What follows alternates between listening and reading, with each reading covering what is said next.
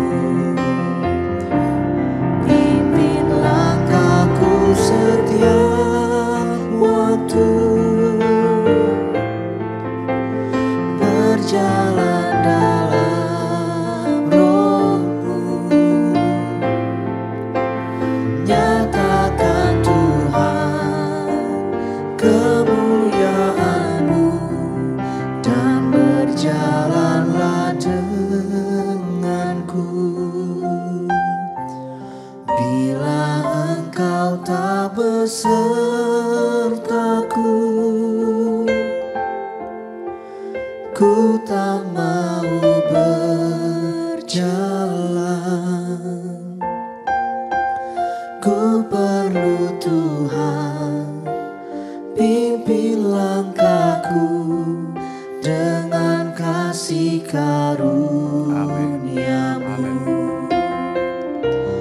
Pimpin langkahku setiap waktu,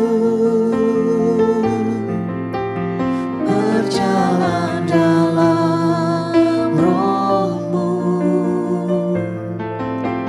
nyatakan Tuhan kemuliaan-Mu, dan berjalanlah denganku.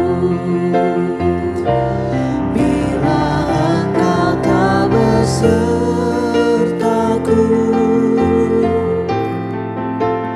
ku tak mau berjalan. Ku perlu Tuhan, pimpin langkahku dengan kasih karuniamu. Pimpin langkahku setiap waktu,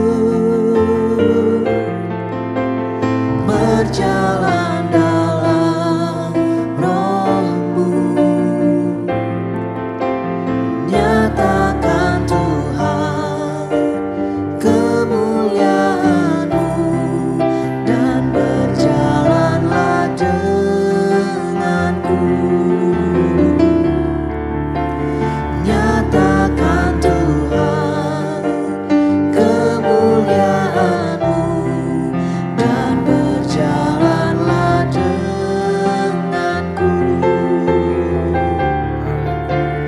Nyatakan Tuhan kemuliaan-Mu, dan berjalanlah denganku.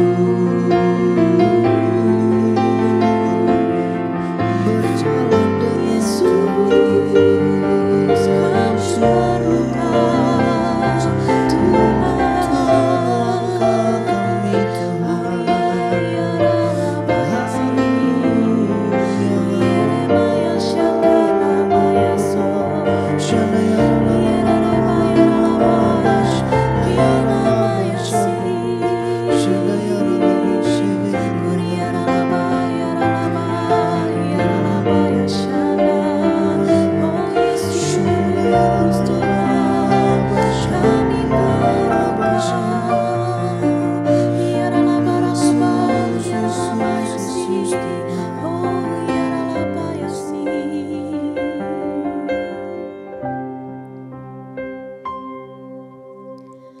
Kemanakah kami mencari kasih sejati? Kemanakah kami berseru saat badai datang menderu? Yang kami tahu hanya Kau yang mampu pulihkan segala sesuatu. Kami perlukan keajaiban-Mu.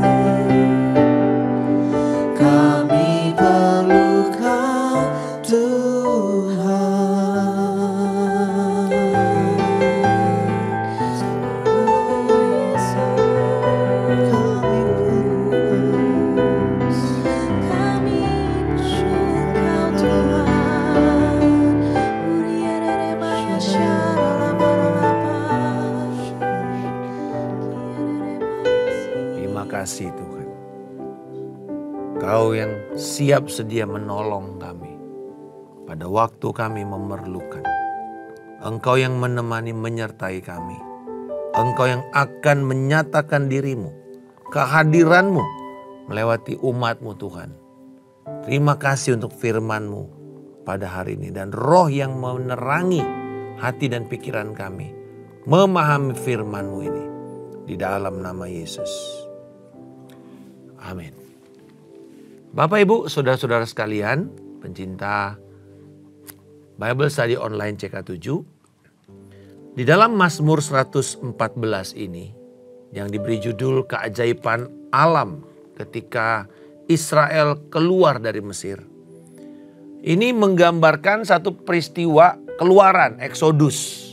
Dengan memakai frasa ketika Israel keluar dari Mesir. Mizraim, dari Mesir. Dan lalu kemudian dipertegas lagi dengan frasa berikutnya. Yaitu dari bangsa yang asing bahasanya. Bahasanya yang seperti dipakai istilahnya bahasa kumur-kumur. Nggak jelas bahasanya. Dan membuat orang Israel nggak tahu. Ini asing sekali bahasa ini. Dan kita tahu di dalam Kejadian 49 ayat 27 bahwa Yakub dan keturunannya, anak-anaknya pergi ke Mesir. Lalu di dalam pemerintahan Yusuf, mereka mendapatkan tanah yang baik di Goshen. Lalu kemudian mereka bertumbuh dan beranak pinak.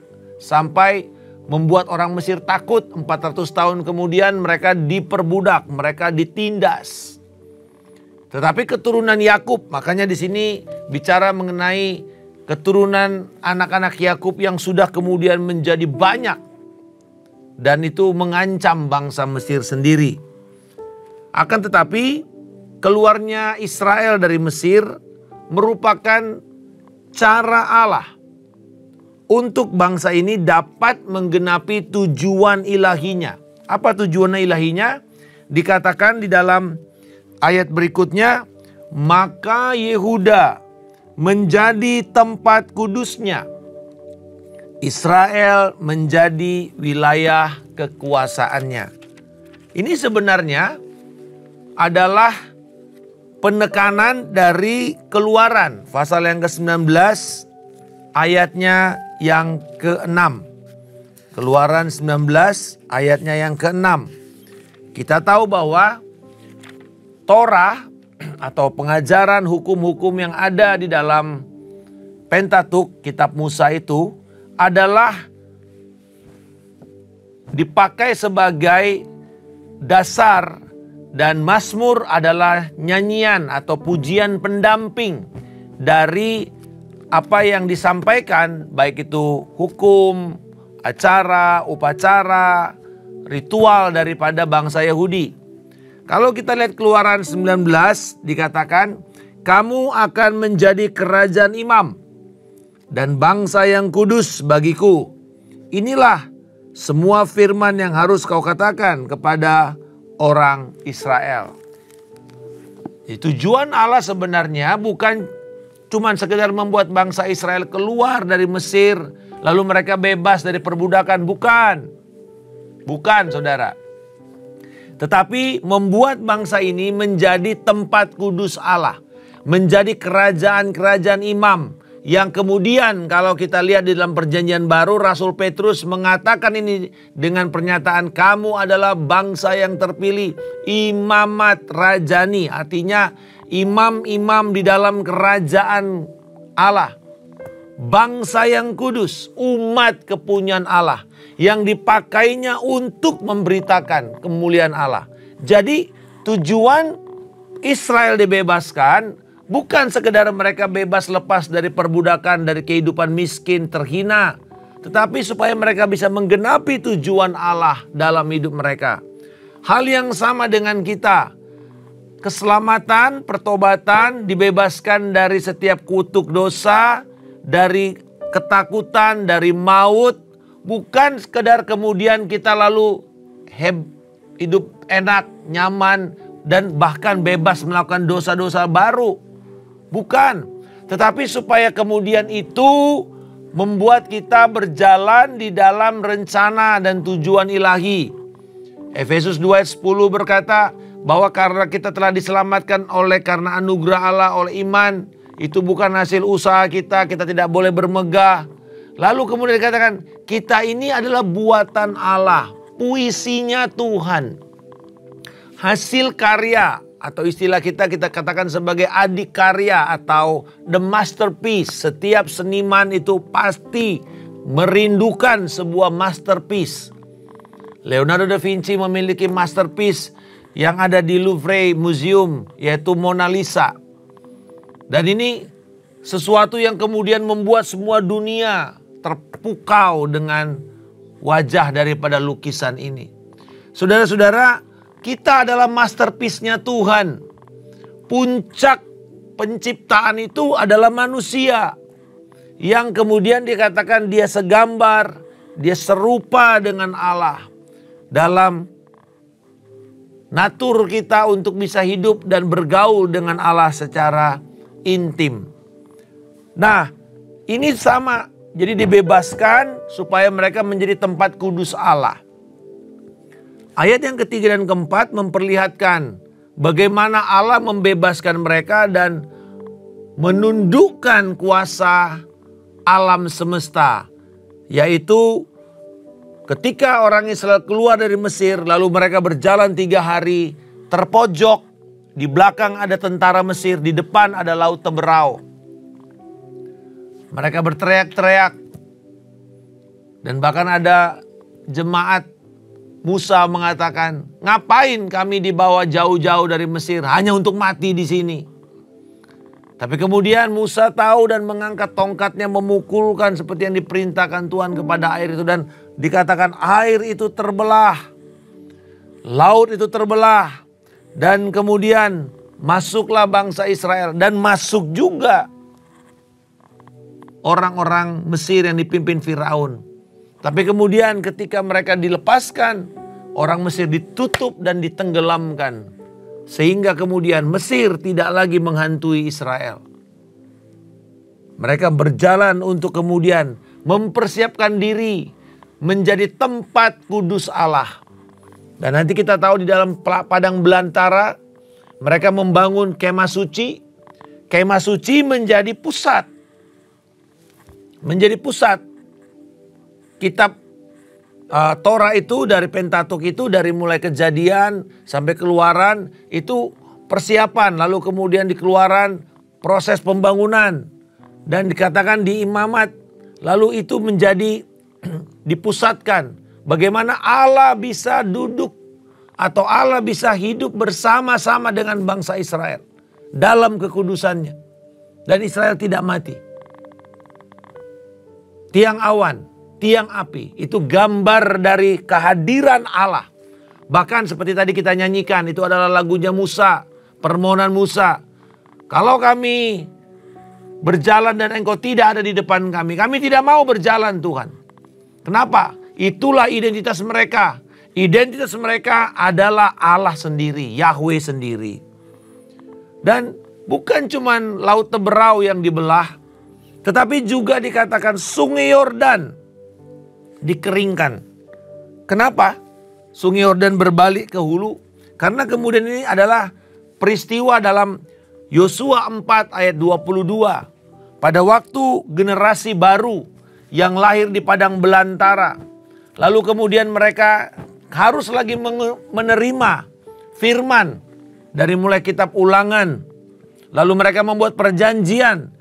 Dari Ulangan 26 sampai 34. Mereka membuat perjanjian di hadapan Allah, di hadapan Musa.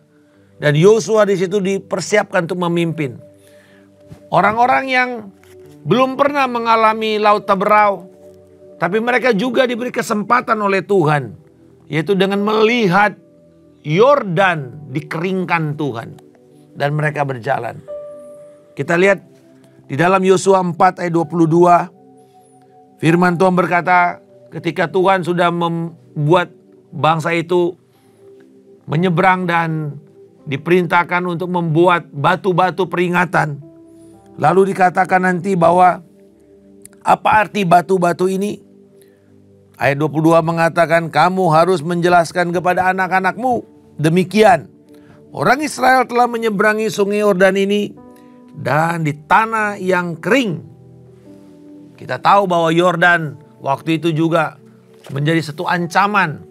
Yang kedua, saudara-saudara, Nil, sungai Nil, laut yang mengelilingi Mesir, itu adalah tempat di mana menjadi dewa pengharapan.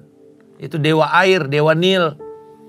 Dan orang-orang Kanaan menyembah dewa air yang ada di sungai Yordan.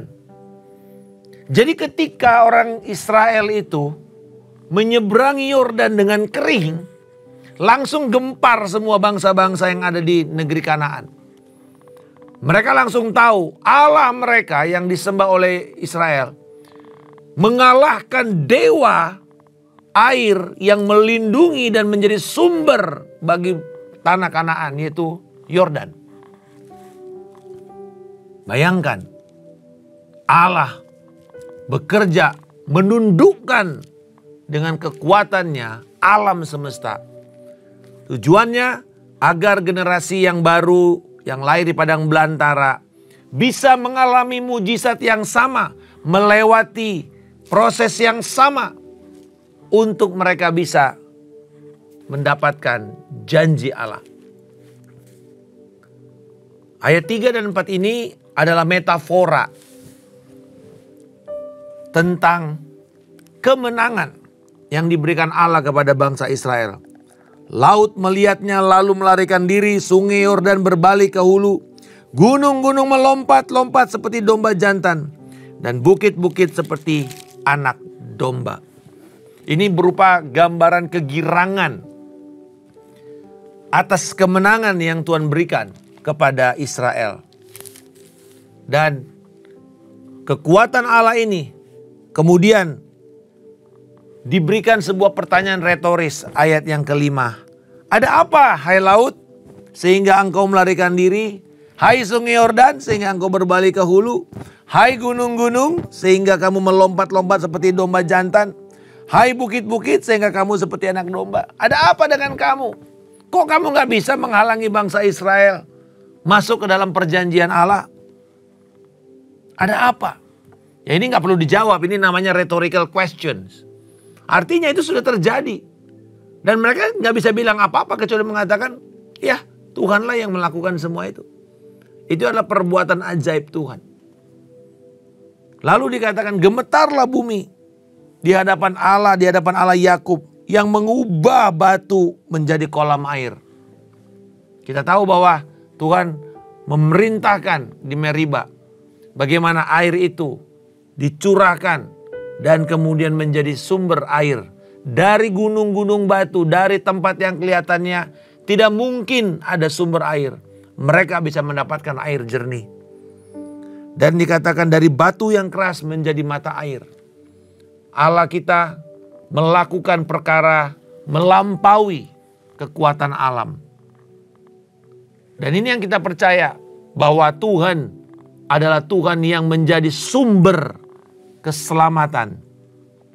Dan kembali bahwa lagu ini kan adalah lagu nyanyian sebelum makan malam Paskah. Di mana di situ bangsa Israel, orang tua harus menjelaskan kepada anak-anak mereka, kenapa kita mesti makan seperti ini? Apa yang terjadi di malam Paskah itu? Dan mereka menceritakan turun-temurun kisah pembebasan.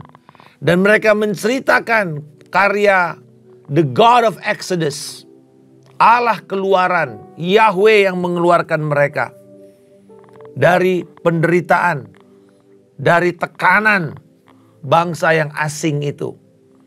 Dan nyanyian ini dinyanyikan terus. Termasuk pada waktu mereka sedang ada di pembuangan Babel. Ini diingatkan lagi, dinyanyikan lagi. Pada waktu mereka merayakan Paskah di sana. Sekarang mereka sangat relevan. Karena sekarang mereka tinggal di bangsa yang asing lagi, yaitu bangsa Babel. Ketika kerajaan Israel dibuang ke Asyur, bawa ke Mesir lagi. Mereka bingung dengan bahasa daripada orang-orang ini. Tetapi kemudian ketika mereka menyanyikan ini, sekali lagi Yahweh memperlihatkan kekuasaannya dan membebaskan mereka pada waktunya. Tugas bangsa Israel cuma satu. Tetap percaya dan tetap berharap bahwa Yahweh tetaplah Allah keluaran. The God of Exodus. Saudara-saudara sekalian, ini menjadi pembelajaran kita. Menjadi pesan yang akan kita petik dan kita jalani setiap hari. Tanggung jawab kita adalah tetap percaya, tetap berharap. Allah pasti akan melakukan mujizatnya. Allah pasti akan bergerak. Orang Israel menunggu ratusan tahun. Bangsa Yehuda menunggu 70 tahun. Bahkan setelah mereka kembali, yang kita baca di dalam Nehemia, kita sudah pelajari bagaimana mereka kembali dalam kitab Esra dan Nehemia. Lalu apa yang terjadi setelah Nehemia 13? 400 tahun. Mereka kembali dijajah oleh Yunani, oleh Romawi, oleh bangsa-bangsa asing. Bahkan tercerabut dari tempat mereka. Ditindas. Diolok-olok. Tapi kita tahu juga bagaimana Allah dengan mujizatnya melakukan perkara ajaib. Dan mereka melihat, sekalipun mungkin tidak mereka dengar ada suara nabi, ada pesan-pesan firman yang secara verbal, tapi mereka tahu dengan firman yang mereka sudah terima, mereka tetap menanti. Tetap menanti. Marilah kita seperti Ana yang ada di dalam kitab Lukas, di mana dia menanti. Dia tidak akan mati. Dia berdoa supaya dia tidak akan mati. Simeon berdoa dia tidak akan mati sampai dia melihat pembebasan itu terjadi. Si pembebas itu datang. Dan kita tahu ketika Yesus datang, bayi 8 hari ini dibawa untuk disunat. Simeon bernyanyi, sekarang aku siap untuk pulang ya Allah. Ana seorang pendoa, janda itu berdoa menunggu. Dan dia bersuka cita. Saudara-saudara, inilah gambaran bahwa kita tidak boleh menyerah. Jangan putus asa. Allah kita adalah Allah yang mengasihi. Allah tidak akan mengizinkan kita menderita, mengakhiri hidup kita dalam penderitaan berat. Kita boleh mungkin diizinkan Tuhan untuk sakit, terbaring di rumah sakit sampai kita meninggal. Tetapi dia tidak akan mengizinkan kita mengenaskan matinya. Ada seorang ayah yang dia sudah bolak-balik masuk rumah sakit kena kanker. Akhirnya saya datang, saya layani. Pertama yang saya pastikan adalah, Pak, Yesus mengasihi Bapak. Kabar baik saya beritakan. Dan setelah itu dia mulai berubah. Dia gak takut lagi. Dia mulai bersuka cita. 1 minggu kemudian Tuhan panggil dia pulang. Dalam kondisi di mana dia tidak harus seperti meregang nyawa gitu putusnya. Putus dalam kondisi di mana dia bisa tenang. Saudara-saudara, kita boleh mengalami kondisi yang begitu berat. Tapi saya percaya kalau Allah membebaskan Israel dengan cara ajaib, berulang-ulang dalam sejarah perjalanan bangsa Israel, Tuhan yang sama dalam Yesus Kristus pasti juga akan membebaskan kita. Jangan berhenti berharap, jangan berhenti percaya. Karena Dia Allah yang kita sembah adalah Allah yang sanggup menjadi pembebas. He is the God of Exodus. Mari kita muliakan Dia. Kami berdoa mengucap syukur Bapa. Teguhkan pemberitaan firman ini. Kami percaya tugas kami adalah senantiasa percaya, senantiasa berharap.